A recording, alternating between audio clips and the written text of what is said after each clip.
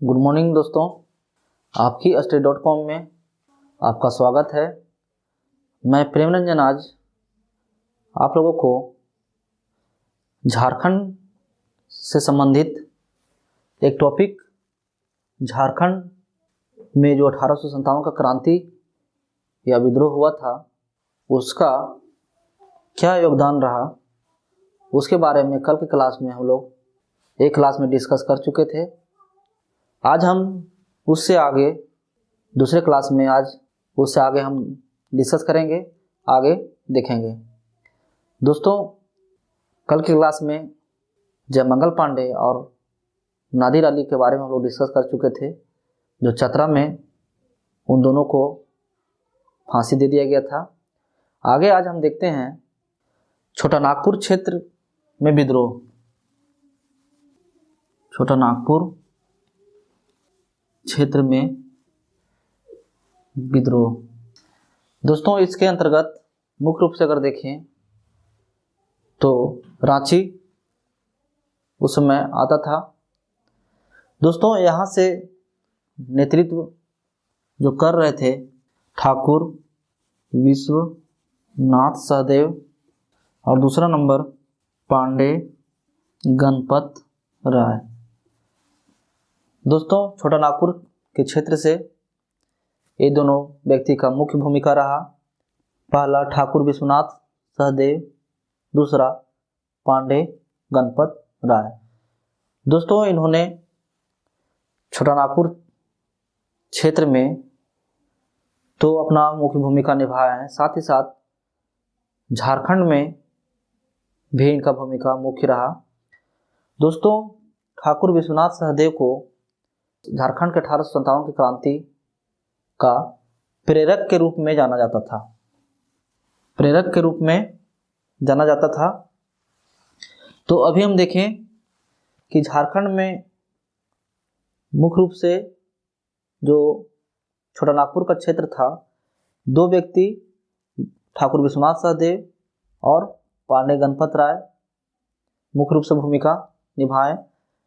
और अभी एक पॉइंट हम बताएं कि झारखंड में जो 1857 का विद्रोह हुआ उसमें ठाकुर विश्वनाथ सहदेव को 1857 की क्रांति का प्रेरक के रूप में जाना जाता था। दोस्तों, 1857 की क्रांति में ठाकुर विश्वनाथ सहदेव और गणपत राय दोनों और एक शेख भिखारी, तीनों ने मिलकर बिहार के एक स्वतंत्रता सेनानी थे, उनका नाम था बाबू कुंवर सिंह।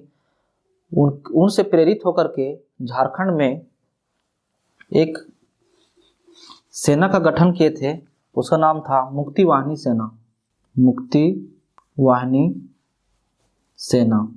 ठीक है दोस्तों, ये आपको ध्यान रखना होगा कि बिहार में वीर कुंवर सिंह और उनका भाई अमर सिंह दोनों मिल करके बिहार में मुक्ति वाहिनी सेना का गठन किए थे।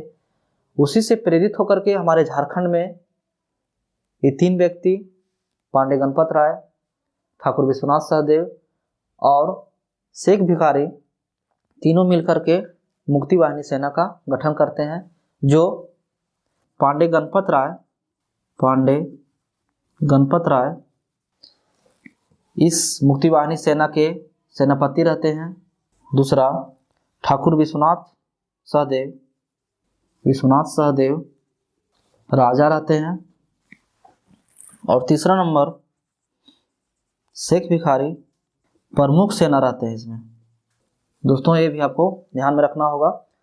पांडे मुक्ति वाहिनी सेना का गठन करते हैं, उसमें पांडे गणपत राय सेनापति रहते हैं, ठाकुर विश्वनाथ सहदेव राजा रहते हैं और शेख भिखारी को प्रमुख सेना के रूप में बनाया जाता है। दोस्तों, आगे देखते हैं हम आगे धीरे धीरे छोटा नागपुर क्षेत्र में 1857 की क्रांति विद्रोह बढ़ते जा रहा था। दोस्तों, आगे चल करके इन्होंने 1857 के विद्रोह में अहम भूमिका इनका रहा, लेकिन धीरे धीरे 1857 क्रांति पनप रहा है, बढ़ रहा है। लेकिन आगे फिर विश्वनाथ सहदेव को और पांडे गणपत राय को लोहरदगा के एक व्यक्ति रहता है, लोहरदगा के महेश नाम करके, और उनके कथनानुसार और विश्वनाथ एक दुबे नाम करके व्यक्ति रहता है, दोनों की सहायता से ठाकुर विश्वनाथ सहदेव को और पांडे गणपत राय को गिरफ्तार कर लिया जाता है। वो दोनों व्यक्ति अंग्रेज को बता देता है, और बताने के बाद ये दोनों लोहरदगा में भोजन कर रहे थे। उसी समय दोनों को अंग्रेज अधिकारी डॉल्टन रहता है और डॉल्टन गिरफ्तार कर लेता है। ठीक है दोस्तों, आगे हम देखेंगे, आगे चल करके 16 अप्रैल और एक 21 अप्रैल।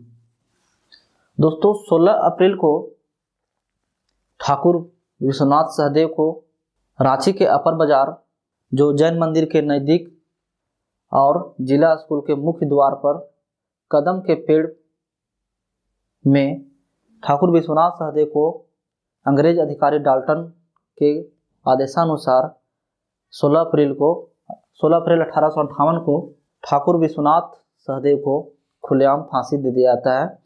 आगे 21 अप्रैल को अपर बाजार जो अभी बताया है वहीं जैन मंदिर के सामने और जिला स्कूल के मुख्य द्वार पे पांडे गणपत राय को भी 21 अप्रैल 1858 ईस्वी को फांसी दे दिया जाता है कदम के पेड़ पे। दोस्तों इसलिए अभी भी वर्तमान समय में वो अपर बाजार को नामकरण कर शहीद चौक के नाम से जाना जाता है। दोस्तों ये आपको मुख्य पॉइंट है, आपको याद रखना होगा। 16 अप्रैल 1858 ईस्वी को ठाकुर विश्वनाथ सहदेव को वर्तमान समय में शहीद चौक, और पहले उसको नाम था अपर बाजार, जो जैन मंदिर के जस्ट सामने है, और जिला स्कूल के मुख्य द्वार पे एक कदम का पेड़ था, वहाँ पे 16 अप्रैल 1858 को फांसी दे दिया गया था। अंग्रेज अधिकारी था डॉल्टन। दूसरा नंबर में 21 अप्रैल 1858 ईस्वी को पांडे गणपत राय को अपर बाजार जैन मंदिर के सामने, वहीं दोनों साथ में ही जिला स्कूल के मुख्य द्वार पे कदम के पेड़ पे 21 अप्रैल को पांडे गणपत राय को भी फांसी दे दिया जाता है। दोस्तों इसीलिए अभी वर्तमान समय में अपर बाजार को शहीद चौक के नाम से जाना जाता है, उसका नामकरण कर दिया गया। दोस्तों इसको आपको ध्यान में रखना होगा। ठीक है, आगे हम देखते हैं पलामू से नेतृत्व करता। ठीक है, पलामू से देखते हैं दोस्तों, इसमें दो भाई थे, पहला लीलांबर और दूसरा पीताम्बर। ठीक है दोस्तों, पलामू से नेतृत्व दोनों भाई का मुख्य भूमिका रहा। इन्होंने एक सैनिक दस्ता का भी गठन किया और ये दोनों मिलकर के 1857 की क्रांति में मुख्य भूमिका निभाएं। इसके साथ साथ चेरो जनजाति इनके आंदोलन में साथ दिए और ये दोनों मिलकर के चेरो जनजाति का साथ लेकर के 1857 की क्रांति में मुख्य भूमिका निभाएं। दोस्तों नीलांबर पीताम्बर पलामू से तो नेतृत्व कर रहे थे, लेकिन इनके साथ अगर देखें तो चेरो जनजाति का मुख्य भूमिका रहा था।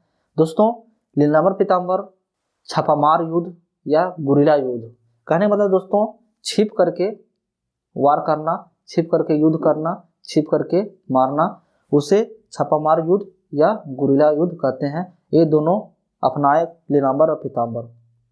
ठीक है दोस्तों, अभी बताया कि छापामार युद्ध या गुरिल्ला युद्ध का प्रयोग नीलांबर पीताम्बर किए। दोस्तों आगे चल करके नीलांबर पीताम्बर को 18 मार्च 1859 ईस्वी में दोनों भाई नीलांबर और पीताम्बर को अंग्रेज अधिकारी डॉल्टन उसमें था, उसके आदेशानुसार गिरफ्तार करके 18 मार्च 1859 ईस्वी में पलामू लेस्लीगंज एक है, लेस्लीगंज जो पलामू में ही है, यहाँ आम के वृक्ष में खुलेआम दोनों भाई को फांसी दे देता है। दोस्तों अभी हम देखें मुख्य रूप से आपको याद रखना होगा लीलामर पीताम्बर पलामू से नेतृत्व किए और वो सैनिक दस्ता का गठन किए। और मुख्य रूप से अगर देखा जाए तो एक चेरो जनजाति था उस समय लीलामर पीताम्बर को 1857 के विद्रोह में साथ दिया। आगे चल करके हम देखें कि ये दोनों छापामार युद्ध या गुरिल्ला युद्ध का प्रयोग किए।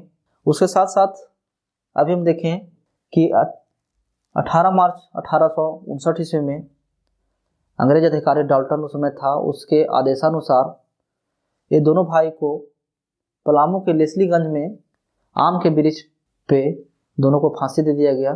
दोस्तों इसलिए अभी भी वर्तमान समय में अगर देखा जाए तो पलामू में इनके शहीद या इनके याद करने के लिए वर्तमान समय में भी पलामू में लीलामर पीताम्बर विश्वविद्यालय स्थापित किया गया है।